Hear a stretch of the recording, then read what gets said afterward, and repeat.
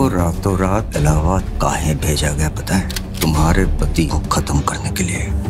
মালিক ছবির সাংবাদিক সম্মেলনে কলকাতার এক সাংবাদিক প্রসেনজিৎকে প্রশ্ন করেছিলেন বাংলায়। সঙ্গে সঙ্গে তিনি পাল্টা প্রশ্ন তোলেন, এখানে বাংলায় কথা বলার কি প্রয়োজন?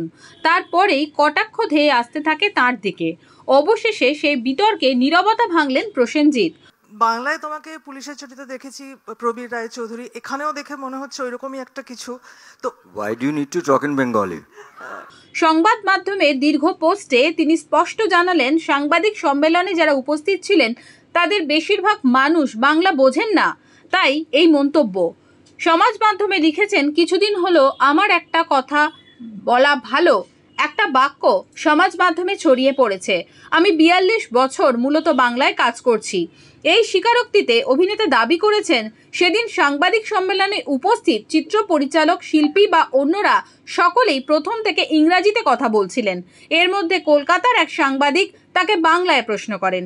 সেই মুহূর্তে তার মনে হয়েছিল বাংলায় উত্তর দিলে হয়তো অনেকে সঠিক মানে বুঝতে পারবেন না, তাই তিনি ওই কথা বলেছিলেন। উক্ত সাংবাদিক সম্পর্কেও লিখেছেন প্রসেনজিৎ। তিনি স্পষ্ট লেখেন, বাংলায় একজন সাংবাদিক আমায় বাংলায় প্রশ্ন করেন। তিনি আমার দীর্ঘদিনের পরিচিত ও স্নেহের পাত্রী।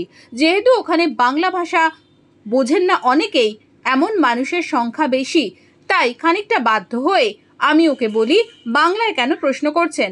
সমাজ মাধ্যমে দীর্ঘ পোস্টে তিনি স্পষ্ট জানালেন, সাংবাদিক সম্মেলনে যারা উপস্থিত ছিলেন তাদের বেশিরভাগ মানুষই বাংলা বোঝেন না, তাই তার এই মন্তব্য। এই পোস্টে প্রসেনজিৎ আরও লিখেছেন, অনেকেই আমার কথায় আঘাত পেয়েছেন, কষ্ট আমিও পেয়েছি, এখনও পাচ্ছি।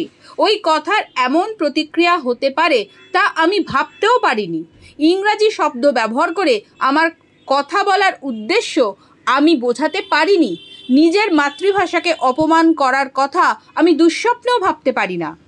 বাংলা আমার প্রাণের ভাষা। আমার কাছে বাংলার মানুষের বিচার শিরোধার্য।